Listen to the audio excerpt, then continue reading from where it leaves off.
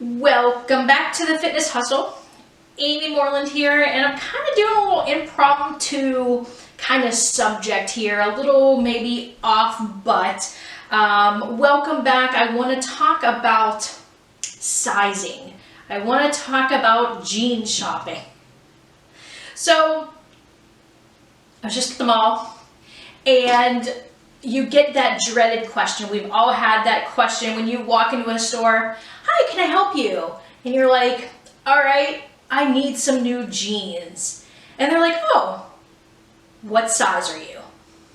And you think to yourself, I have no idea. And it's so confusing. And I'll tell you, I was at 3 different stores, and every store I was in a different size. And even within one store, I was in 3 different sizes depending on the cut or the fit of what I was wearing. Now, there's no kind of hiding. And again, I want to stress this, and I stress this a lot of times on my personal pages and everything, being in fitness, that I hate the scale. I hate the scale because that number doesn't define you. And that number varies so much. It varies from scale to scale. It varies from, morning to night. It varies, and it's not a good number for your self-worth. And neither is sizing on jeans, especially when you could literally be in a size 8 in one store, and in another store, a size 14 not even fit you. And that's kind of what happened to me this week when I went to try on jeans. So I tried to do a little bit of research, and I found this Time article that really kind of put some background, because I went on Facebook and I did this little rant, and I was like, why don't they have universal sizing? Like, seriously, why can't jean shopping be something that's easier for women? And again, I'm not worried whether I'm a size 14 or I'm a size 8. The size number really doesn't matter to me. What I care about and what I'm looking for is, I want, when I'm a size 10 or a size 12, whatever, pick a size, when I'm a size 12 in the one store and I go to another store, I want to be a size 12 in that store too. And I want to be able to offer or answer that question when I walk into a store and they say, well, what size are you and what can I help you find? That I can answer it and not have to worry about, oh my God, please bring back 4 different sizes. Or I have to ask the person at the store, please go out and get a different size because these are nowhere close to fitting. And I found this Time article, and it was actually very interesting, because the universal sizing, as they called it, actually kind of existed back in the day. But there's so much that's changed in retail from the 1950s to today, and we're starting to see a trend happen again.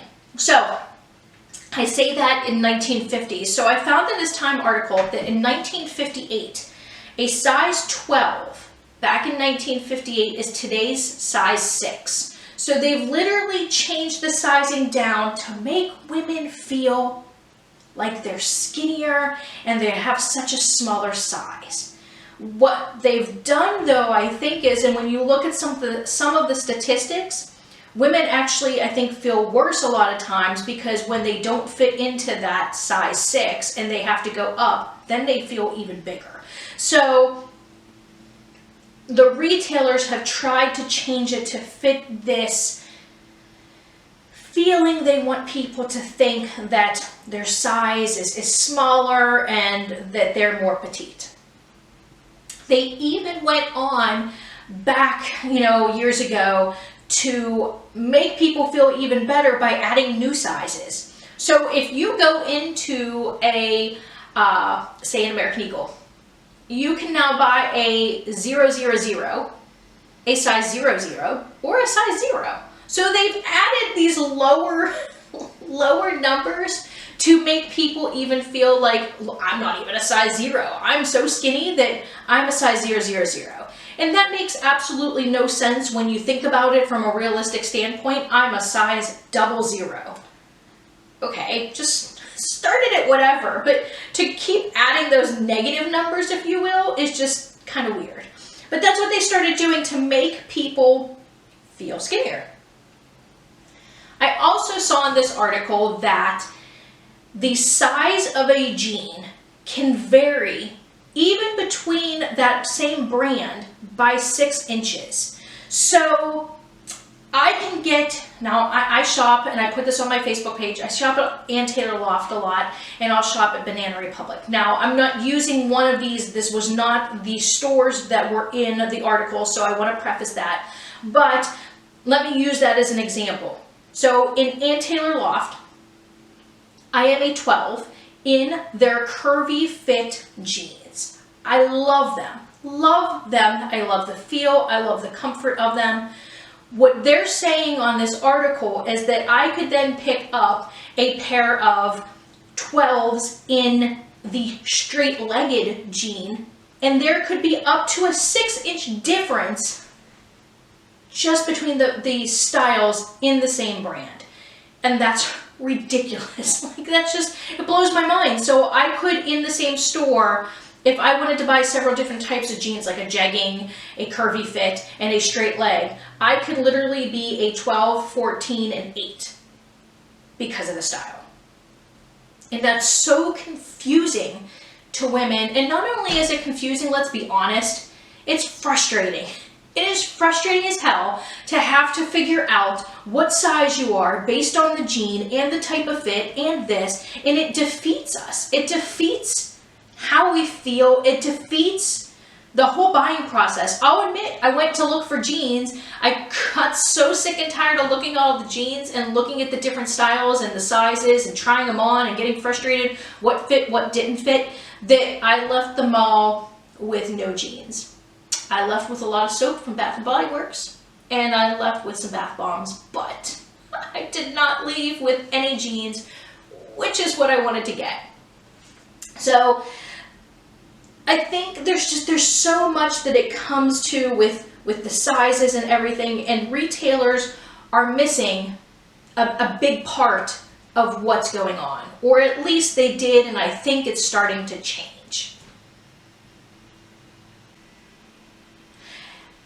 So retailers, like I said, they're starting to change. They're starting to see, only I think because of social media, they're starting to see people are not so scared to leave feedback, leave comments, leave different things to say, we're sick of this. But they're starting to recognize that with their advertising, the way they have things in the stores, everything is now starting to shift on not necessarily how small you are, but geared towards everyone. Interesting statistic, and I'm not a big stats person, but this one was kind of interesting, and again, referencing that same Time article, 67% of women are in a size 14 jean or above. The interesting part that they said was that even though a huge majority, so the majority, more than half of the women are in a size 14 or above, stores are less likely to carry those sizes, and they're more likely to carry more of your 000s, your 00s, and your zeros, and up to like 6s and 8s. Thus the point that happened to me this weekend.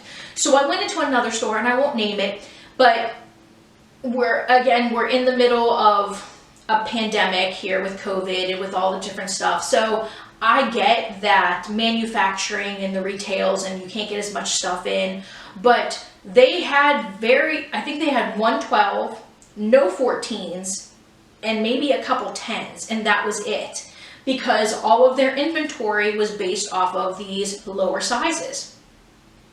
And that's not as common, but it kind of shows you that towards the stuff that they make more of or whatever, it's geared towards those lower sizes.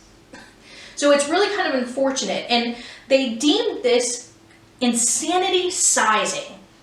Insanity sizing meaning they're going to make all these smaller ones, and they're going to make it crazy that there's zeros and 000s and all this stuff, when the reality of it is Most women are not anywhere near that. Now, again, I say most women because I'm referring to that stat of the 67%. There are a lot of women that are in the 2s, the 4s, the 0s, whatever. And there's no judgment on whether you're in a 2, 4, 6, 12, 15, or 16, 18, 22. I don't care what size you are. That makes no difference to me. The whole point of it is that I just want it to be consistent.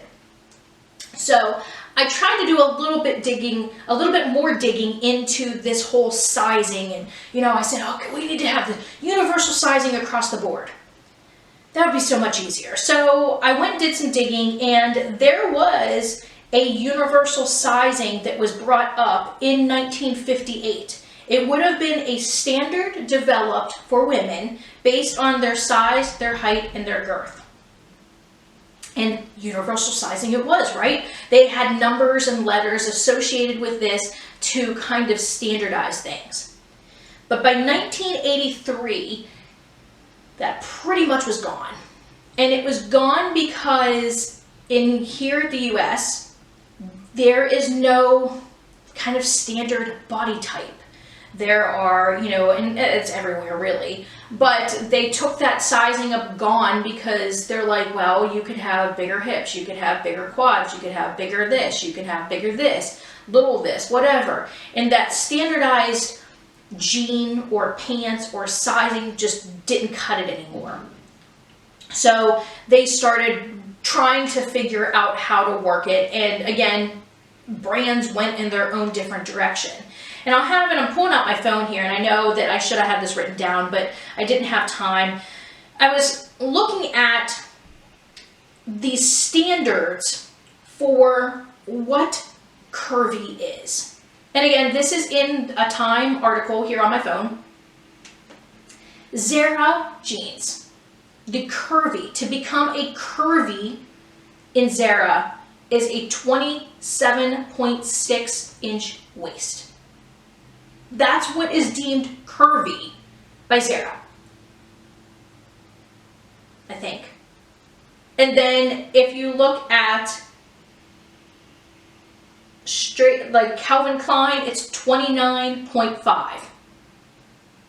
So, like, it's so kind of all over the place. And maybe it's not the curvy standard, but I have that basically the Zara and Calvin Klein have a almost 3-inch difference based on their sizes, or if their sizing was the same. Hips, not so much, but the waist and that area is just, there's such a discrepancy. So what do we do? Really, what do we do? I don't know the answer, but I can tell you, I don't want, as frustrating as it may be, the size, I guess the most important thing is size doesn't matter, right? If you're a 12, if you're a 16, you're an 18, you're an 8, it's so different that it's not something that you can measure. And I know a lot of people do that. Like I said at the beginning, just like on the scale, if you weigh X, then you must be obese. Just like if you wear a size 16, that's when you go into what society has now deemed 16 as plus size. So you automatically feel now like you're a plus size person, or you're heavier, or you're fat, or whatever you want to look at. When, again, the majority of the people, like I said, 67% are in a size 14 or above. Now, they're starting to change. You're starting to see images, marketing, even some of the posters that you see kind of in the window shopping, if you will. It's not your all the time, every very fit, skinny woman. There's now variety in it, where you've got somebody that's skinny, you got somebody that's a little bigger, and then you got somebody that's a little bigger. You've got people of different races, you've got people of different body types, meaning bigger busts, smaller hips, bigger hips, smaller busts. You've got, bigger butts. You've got all these different things that now they're showcasing, which is great because to me, that talks and it shows that you're starting to care a little bit more about my body type and not necessarily, the smaller body types all the time. So I would love to hear, number one, if you have a favorite jean, I'd love for you to comment. If you're on YouTube watching this, I'd love to hear where you shop for jeans. If you're listening on the podcast, you can head over to the Fitness Hustle on Facebook or Instagram, and I'd love to hear where you get them from. If you think this is the same, you have run into the same problem, how much you love shopping for jeans. I'd just love to hear about some of your experiences and maybe share some stuff. So that is the end of my rant and my little research about sizing, but good thing is it's getting better.